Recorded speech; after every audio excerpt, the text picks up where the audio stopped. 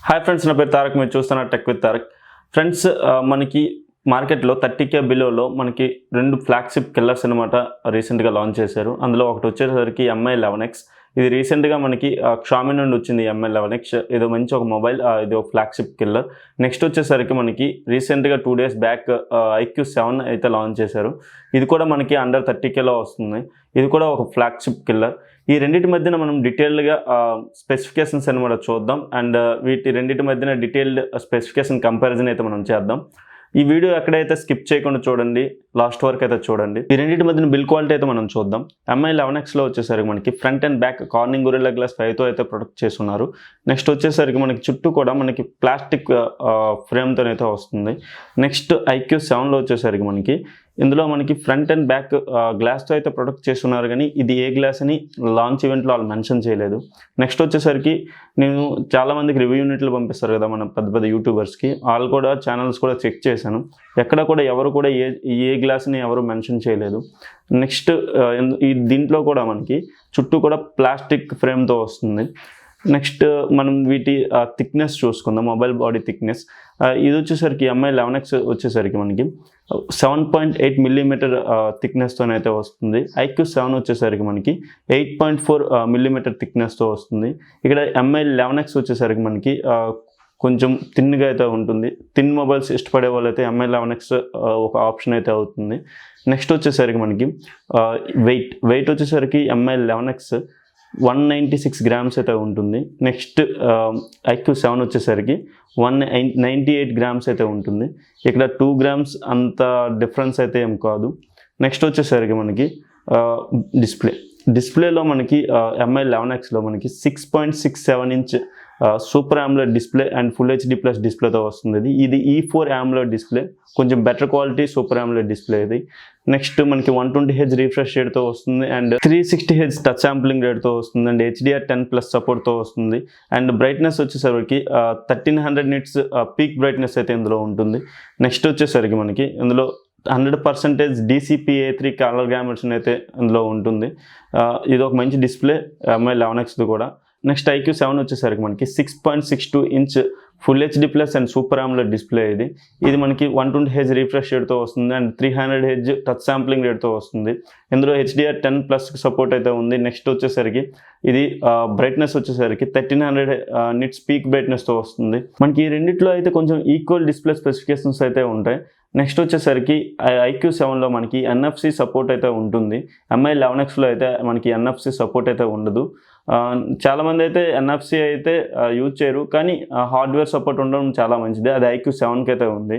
Next వచ్చేసరికి processor, మనకి రెండు మొబైల్లో ఒకే ప్రాసెసర్ యూజ్ చేస్తారు. అది వచ్చేసరికి స్నాప్డ్రాగన్ 870 ప్రాసెసర్. ఇది flagship processor and well optimised processor. ఇది చాలా మనకి ఎక్కడ హీట్ ఇష్యూస్ కానీ ఎక్కడ కూడా మనకి ఈ ప్రాసెసర్లో అయితే ఉండవు. ఈ ప్రాసెసర్ చాలా మంచి ప్రాసెసర్.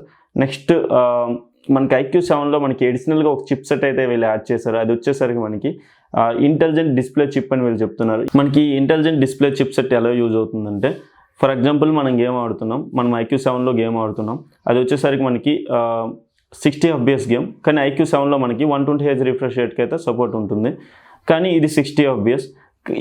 ఈ మనకి డిస్ప్లే చిప్ సెట్ ఏం చేస్తుందంటే ఈ 60 FPS గేమ్ని అనమాట 120 FPSలో మనకి రన్ చేస్తుంది. ఎలా రన్ చేస్తుందంటే ఈ 60 FPS గేమ్ కాబట్టి ఇది 60 ఫ్రేమ్స్ ఉంటాయి. వీటి మధ్యలో కొన్ని ఆర్టిఫిషియల్ ఫ్రేమ్స్ యాడ్ చేసి 120 FPSలో మారుస్తుంది. 120 FPSలో మనకి ఎక్స్పీరియన్స్ అనమాట 120 FPSలో మనకి ఇస్తుంది. ఈ ఫ్రేమ్స్ మధ్యన కొన్ని ఫ్రేమ్స్ అయితే ఇది యాడ్ చేస్తుంది అనమాట, ఆర్టిఫిషియల్ ఫ్రేమ్స్ అయితే యాడ్ చేస్తుంది. అలా మనకి ఈ డిస్ప్లే చిప్ సెట్ అయితే యూజ్ అవుతుంది. ఇది మనకి MEMC టెక్నాలజీ అంటాం, motion estimation and motion compression technology. ఇది ఇలా మనకి డిస్ప్లే టెక్నాలజీ అనమాట యూజ్ అవుతుంది. నెక్స్ట్ వచ్చేసరికి డిస్ప్లే చిప్ సెట్ వల్ల మనకి గేమ్స్లో అయితే ఫ్రేమ్ డ్రాప్స్ అయితే ఉండవు. నెక్స్ట్ కలర్ని ఎన్హాన్స్ చేసి చూపిస్తుంది. మనం గేమ్ ఆడినప్పుడైనా హై పర్ఫార్మెన్స్ చేసినప్పుడైనా మొత్తం మనకి ప్రెజర్ మొత్తం CPU అండ్ GPU మీద పడుతుంది. అందులో కొంత 10% అయినా ఈ డిస్ప్లే చిప్ సెట్ లాక్కోవడం వల్ల CPU GPU కొంచెం రెస్ట్లోకి వెళ్ళి CPU GPU కూడా మనకి కొంచెం కూల్ ఉంటుంది, ఇంకా బాగా పర్ఫామ్ చేస్తుంది. అందుకే ఈ డిస్ప్లే చిప్ సెట్ అయితే యూజ్ చేస్తారు. అది మాత్రం మనకి MI 11Xలో అయితే లేదు. నెక్స్ట్ వచ్చేసరికి కెమెరా, రెండు మొబైల్స్లో మనకి ట్రిపుల్ కెమెరా సెటప్తో వస్తున్నాయి. మనకి MI 11Xలో ఫస్ట్ మనం చూసుకుంటే మనకి 48 మెగాపిక్సెల్ మెయిన్ కెమెరా అయితే ఉంది. 48 మెగాపిక్సెల్ మెయిన్ కెమెరా మనకి సోనీ IMX582 సెన్సార్ ఇది.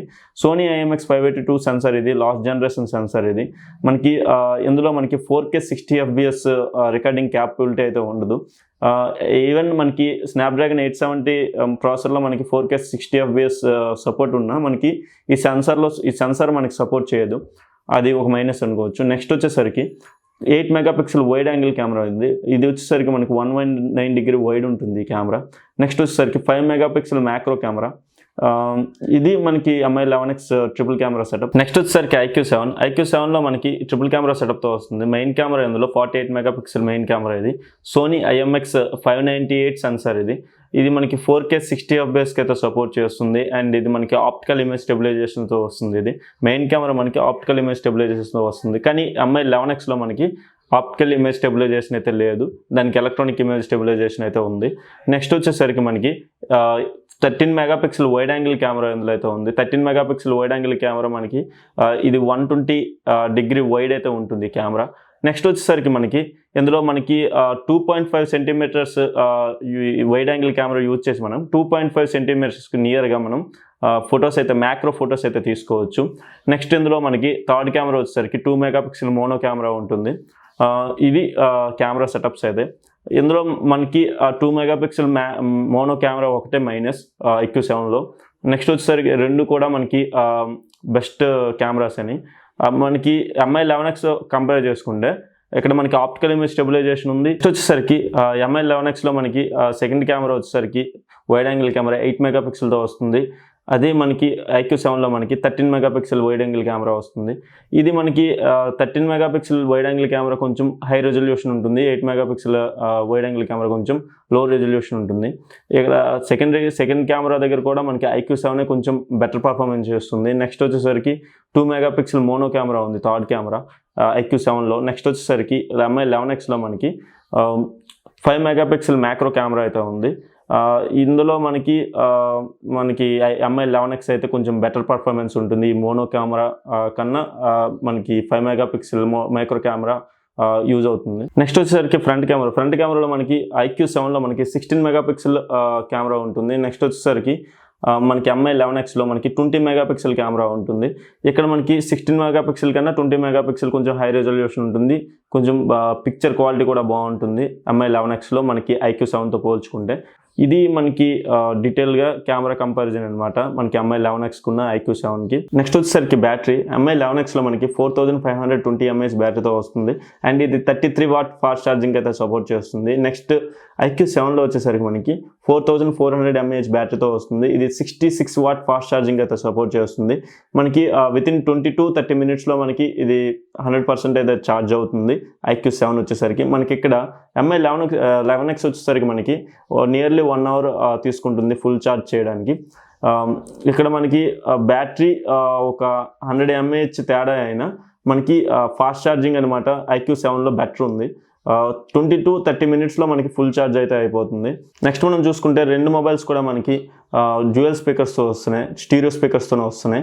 నెక్స్ట్ రెండు మొబైల్స్ కూడా హైరీస్ ఆడియోకి అయితే సపోర్ట్ చేస్తున్నాయి. నెక్స్ట్ మనకి MI 11Xలో అయితే మనకి డాల్బీ అట్మాస్కి అయితే సపోర్ట్ చేస్తుంది. అదే మనకి IQ7లో అయితే డాల్బీ అట్మాస్ అయితే సపోర్ట్ లేదు. మనకి రెండు మొబైల్స్ కూడా 5G సపోర్ట్తోనే వస్తున్నాయి. అండ్ మనకి ఎక్స్టర్నల్ మెమరీ కార్డ్ పెట్టుకోవడానికి అయితే ఇందులో అయితే ఆప్షన్ అయితే ఉండదు. నెక్స్ట్ మనకి IQ7 వచ్చేసరికి మనకి ఫన్ టచ్ OSతో వస్తుంది అండ్ Android 11తో వస్తుంది. అండ్ MI 11X వచ్చేసరికి మనకి MIUI 12తో వస్తుంది అండ్ Android 11తో వస్తుంది. మనకి ఈ ఫన్ టచ్ OS కొంచెం బెటర్ ఉంటుంది MIUI 12తో కంపేర్ చేసుకుంటే మనం. ఇక్కడ మనకి కొంచెం బెటర్ ఎక్స్పీరియన్స్ మనకి ఫన్ టచ్ OSతో ఉంటుంది. Next MI 11X and IQ7 price comparison అయితే చూద్దాం. MI 11X వచ్చేసరికి బేస్ వేరియంట్ వచ్చేసరికి 6GB RAM and 128GB internal స్టోరేజ్తో వస్తుంది. ఇది వచ్చేసరికి మనకి 29,999 రూపీస్కి వస్తుంది. అంటే మనకి నియర్లీ 30,000కి మొబైల్ అయితే వస్తుంది. నెక్స్ట్ మనకి 8GB ర్యామ్ అండ్ 128GB వేరియంట్తో వస్తుంది. ఇది వచ్చేసరికి మనకి 31,999 రూపీస్కి వస్తుంది. మనకి ఇది 32,000 మనకి వస్తుంది. ఈ రెండింటి మీద మనకి హెచ్డిఎఫ్సి కార్డ్స్ అయితే ఆఫర్ అయితే ఉంది. MI 11Xలో అయితే మనకి హెచ్డిఎఫ్సి బ్యాంక్ ఆఫర్ అయితే నడుస్తుంది. మనం హెచ్డిఎఫ్సి కార్డ్స్ అయితే యూజ్ చేసి మొబైల్ మనం తీసుకుంటే మనకి 3,000 రూపీస్ వరకు మనకి క్యాష్ బ్యాక్ అయితే వస్తుంది.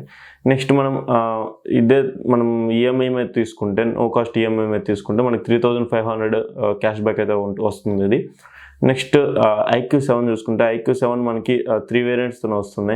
బేస్ వేరియంట్ వచ్చినప్పటికి స్టార్టింగే మనకి 8GB ర్యామ్ అండ్ 128GBతో వస్తుంది. ఇది వచ్చేసరికి మనకి 31,919 రూపీస్కి వస్తుంది. నెక్స్ట్ వచ్చి మనకి 8GB ర్యామ్ అండ్ 256GB, ఇది వచ్చేసరికి మనకి 33,990 రూపీస్కి వస్తుంది. మనకి ఇది 34,000కి అయితే ఈ మొబైల్ అయితే వస్తుంది. Next 12GB RAM and 256GB variant ఉంది. ఇది వచ్చేసరికి మనకి 35,990 రూపీస్కి వస్తుంది. ఇది వచ్చేసరికి మనకి 36,000కి వస్తుంది. ఇవి IQ7 మీద అయితే మనకి ICICI క్రెడిట్ కార్డ్ ఆఫర్ అయితే నడుస్తుంది. మనం ఈ మొబైల్స్ తీసుకున్నప్పుడు ICICI క్రెడిట్ కార్డ్ పెట్టి మొబైల్స్ తీసుకుంటే మనకి 2,000 రూపీస్ క్యాష్ బ్యాక్ అయితే వస్తుంది. అండ్ అమెజాన్లో కూడా ప్రీ బుకింగ్ చేసుకుంటే మనకి అమెజాన్ కూడా 2,000 రూపీస్ క్యాష్ బ్యాక్ అయితే ఇస్తుంది. ఈ మొబైల్ మీద మనకి 4,000 బ్యాంక్ ఆఫర్ అయితే నడుస్తుంది. ఇప్పుడు MI 11X వచ్చేసరికి మనకి 3,000 క్యాష్ బ్యాక్ తీసుకుంటే మనకి 30,000 నుంచి 3,000 మైనస్ చేసుకున్నా మనకి 27,000కి అయితే MI 11X అయితే వస్తుంది. అదే మనం IQ7 మనం చూసుకుంటే మనకి IQ7 వచ్చేటప్పటికి మనకి 32,000కి అయితే వస్తుంది. మనకి బ్యాంక్ ఆఫర్స్ పోగా మనకి 28,000కి వస్తుంది. MI 11X వచ్చేసరికి మనకి 27,000కి వస్తుంది. ఇవి రెండింటి మధ్య డిఫరెన్స్ వచ్చేటప్పటికి 1,000 రూపీ డిఫరెన్స్ వస్తుంది. ఈ 1,000 రూపీస్ కూడా మనకి నేను 1,000 రూపీస్ ఎక్కువేం కాదు, నేను IQ7 తీసుకుంటాను అంటే మనకి IQ7లో మనకి NFC సపోర్ట్ ఉంటుంది.